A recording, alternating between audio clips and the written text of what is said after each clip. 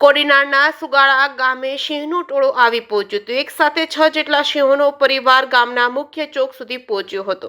સિંહના ટોળાએ ગામના મુખ્ય નવદુર્ગા ચોકમાં આટાફેરા માર્યા હતા. ગામના ચોકમાં લાગેલા સીસીટીવીમાં દ્રશ્યો કેદ થયા હતા. સિંહ પરિવારના આગમનથી ગામ લોકોમાં ફફડાટ.